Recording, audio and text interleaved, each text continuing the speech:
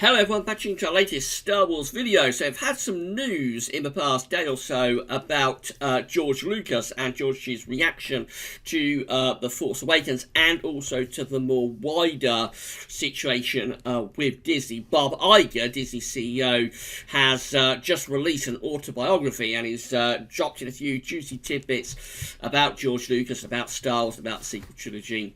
And George is one very, very unhappy former owner of Star Wars, and we're going to go over what Bob Iger has written in his book, or had written for him, I suppose, in his autobiography, very shortly.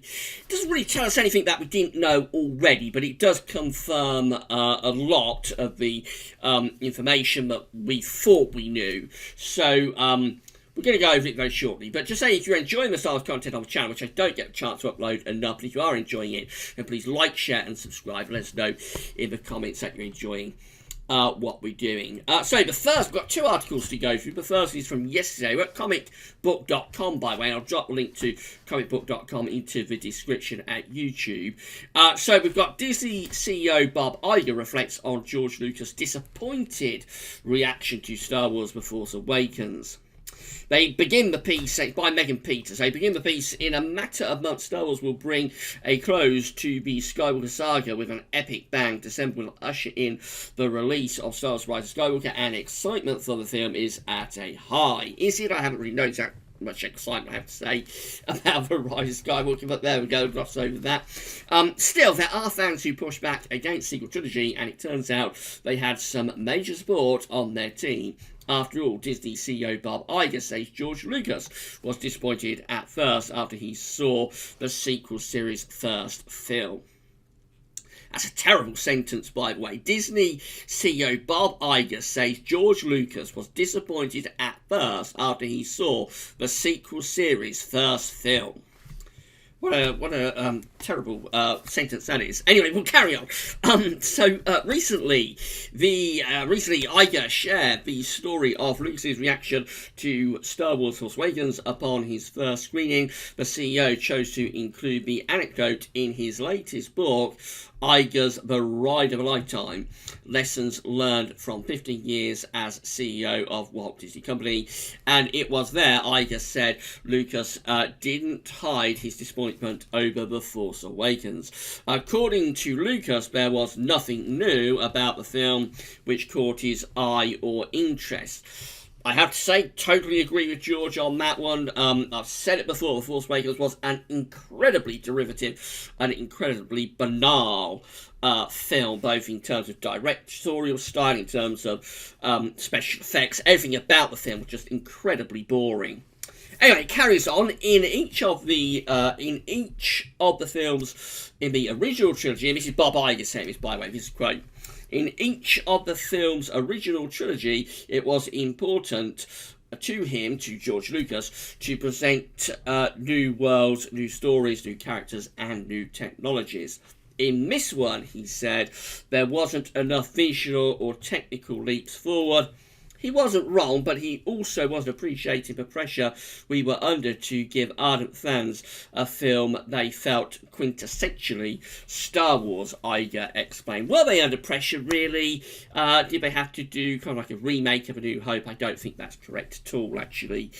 If they felt they was under pressure, it was them putting themselves under pressure more than anything else. It carries on. We'd intentionally created a world that was visually and tonally connected to the earlier films, to not stray too far from what people loved and expected, and George was criticising us for the very thing we were trying to do. George was absolutely 100% correct to criticise them on that.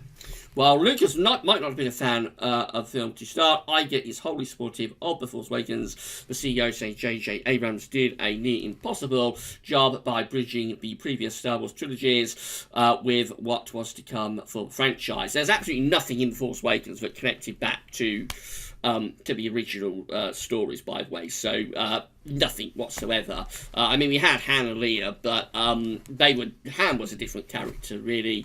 There's very little to connect him back to the earlier films. Leia was barely in it, and Luke, well, we know the fiasco that happened with Luke Skywalker in The Force Awakens. He only featured in like the final 10 seconds of the film.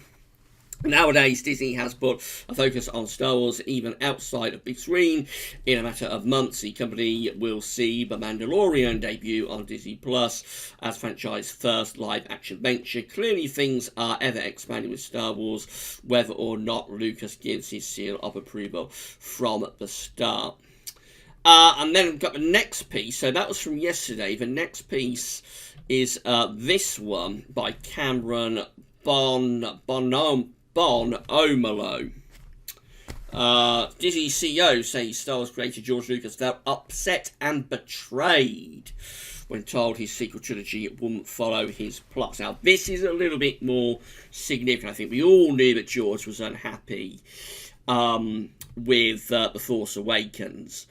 But this is a little bit more significant because it goes to the crux of what actually happened between George and Disney way back in 2012, 2013.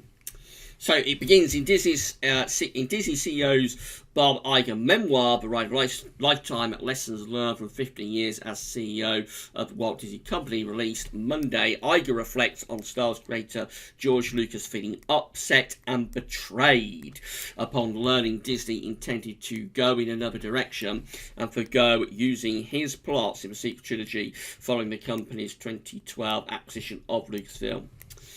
So Bob Iger writes, at some point in the process, George told me that he had completed outlines for 3 new movies. He agreed to send us 3 copies of the outlines, one for me, one for Walt Disney Company Senior Executive Vice President, General Counsel and Secretary Alan Braverman, and one for CEO, one for Co-Chairman and Chief Creative Officer of Walt Disney Studios, Alan Horn, who'd just been hired to run the studio.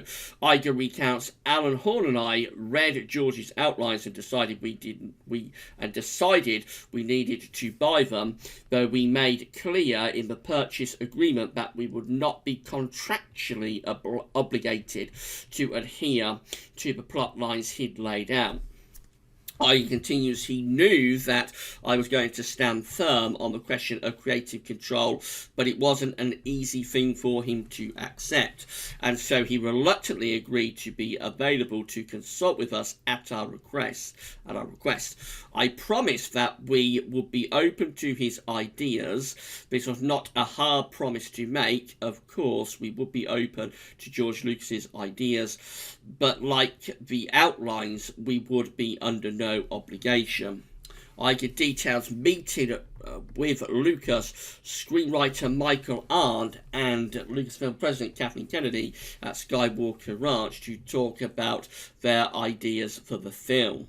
This will be episode 7, what became The Force Awakens.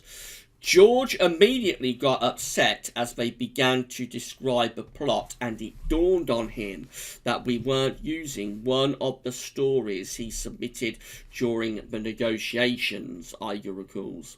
The truth was, Kathy, The Force Awakens writer-director, J.J. Abrams, Alan and I had discussed the direction in which the saga should go, and we all agreed that it wasn't what George had outlined.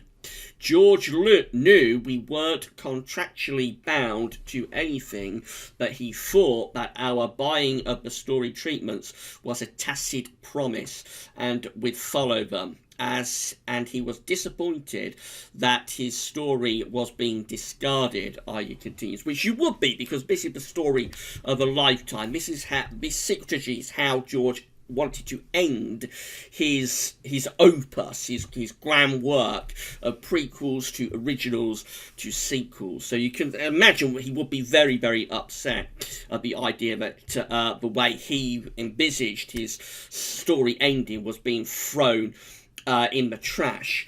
I've been so careful since our first conversation not to mislead him in any way, and I didn't think I had now, but I could have handled it better. I should have prepared him for the meeting with JJ and Michael and told him about our conversations, that we felt it was better to go in another direction. I could have talked through this with him and possibly avoided angering him by not surprising him. Iger then admits, now in our first meeting with him about the future Star Wars, George felt betrayed. You remember, it's a while back now when I first started recording these Star Wars videos on this channel, back around April time, I think it was. One of the first videos I did was, did Kathleen Kennedy and, of course, Disney betray George Lucas? But it certainly seemed like George felt he had been betrayed. And Iger goes on, and while the whole process would never have been easy for him, we've gotten off to an unnecessarily rocky start. It then goes on, Disney's sequel trilogy ultimately incorporated ideas that resembled Lucas. Lucas once envisaged a female Jedi Padawan, Kira, eventually materialised as Daisy Ridley's Rey, and an aged and exiled Luke Skywalker returning by a returning Mark Hamill. The story between an in-training and reluctant teacher, Luke, in Rian Johnson's The Last Jedi was inspired in part by Lucas's original concepts, with the Jedi Killer character imagined by Lucas earlier being realised in The Force Awakens villain Kylo Ren. Lucas commented on his plans for the sequel trilogy in 2018 as Lucas told it, the trilogy was going to get into a microbiotic world, exploring a world of creatures that operate differently than we do. I call them the Wills, and the Wills are the ones who actually control the universe. They feed off the Force, Lucas said. If I'd held on to the company, I could have done it, and then it would have been done. Of course, a lot of the fans would have hated it, just like they did Episode 1. The Phantom Menace, and everything, but at least the whole story from beginning to end would be told. Disney next releases Star Wars Rise of Skywalker, the culmination of the Skywalker saga, on December the 20th. So, George Lucas did feel that he had been betrayed by Bob Iger, and presumably also by Kathleen Kennedy, who he had handpicked to continue his legacy, his opus. He had handpicked Kathleen Kennedy, and there she was, along with Bob Iger, throwing his story into the trash. The way that the Star Wars saga would have ended with the sequel trilogy was discarded and threw away. And yes, they did pick bits and pieces of it, kind of like vultures, I suppose, picking over the bones. So instead of Kira, we have Rey. But Rey's not the character that Kira would have been. Rey has no connection to Han Leia. Kira was going to be Han Leia's daughter, and then Kylo Ren would have been, I think, Ben Solo. So Kylo Ren would have been Ben Solo, as he still is, I suppose. They were brother and sister. Ben would have gone bad.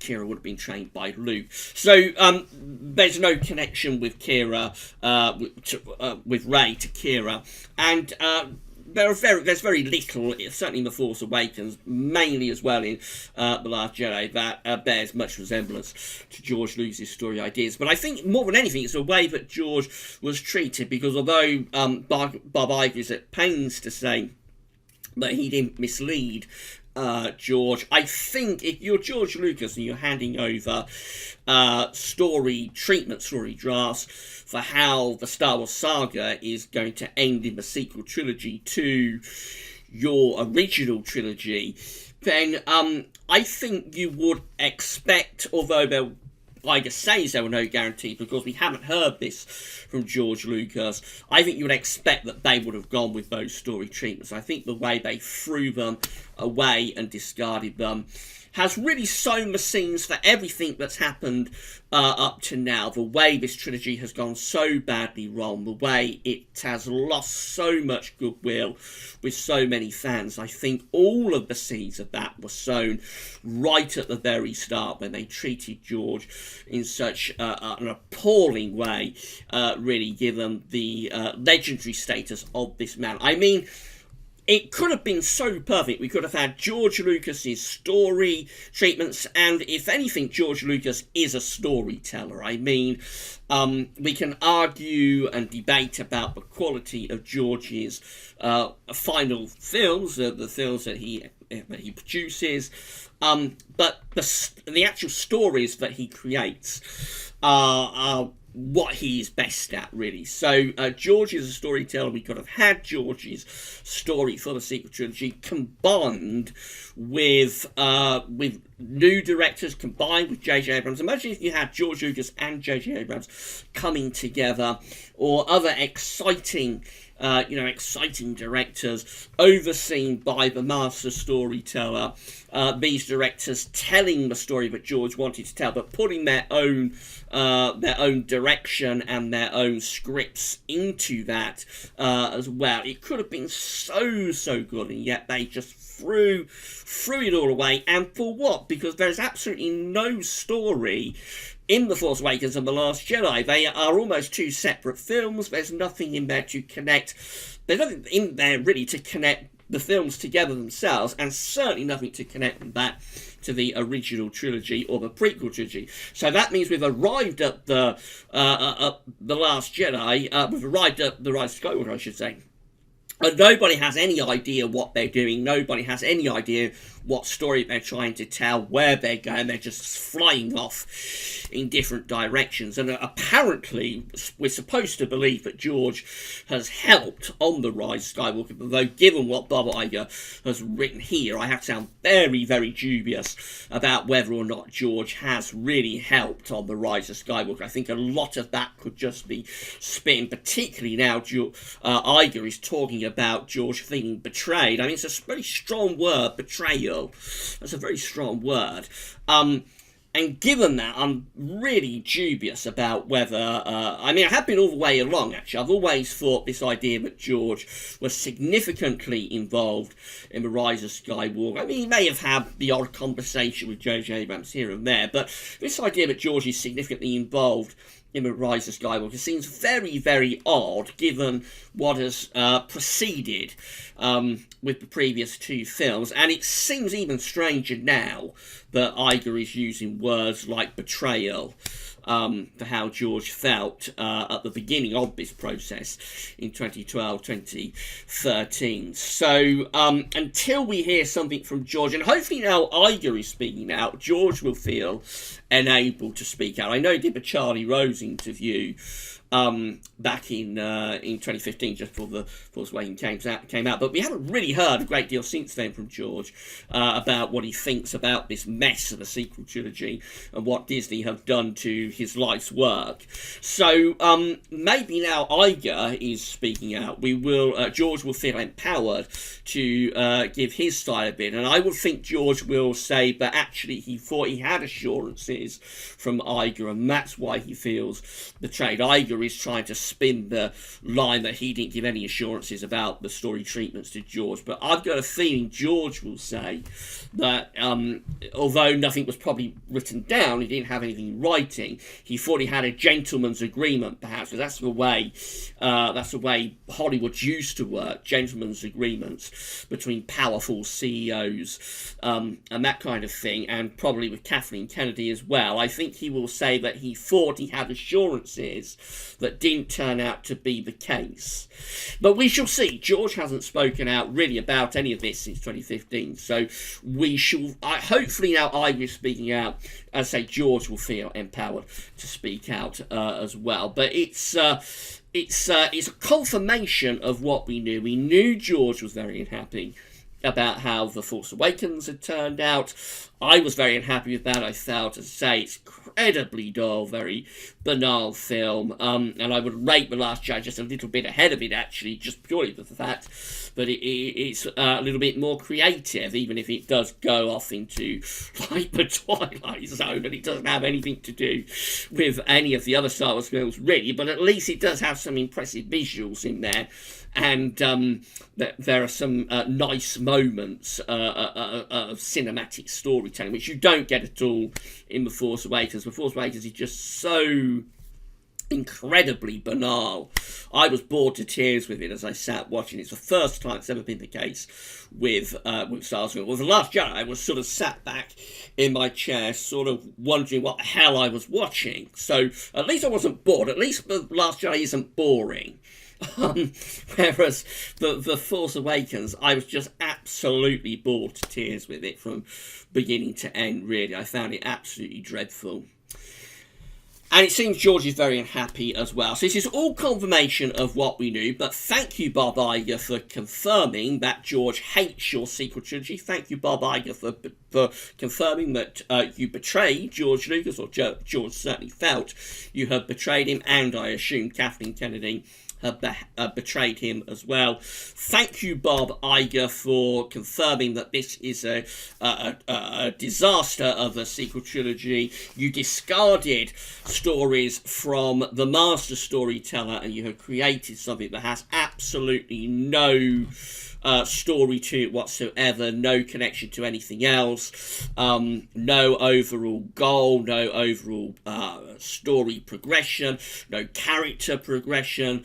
It's just total nonsense, really, the two films that you've produced so far. Maybe The Rise of Skywalker will pull something out of the bag, but you should not be waiting till the third and final film in a trilogy to know who your characters are. We still don't know anything about any of the characters, really, any of the new characters. I don't know anything about Rey, I don't know anything about Poe, I don't know anything about Finn, I don't know who they are, what their goals are, what they're trying to achieve.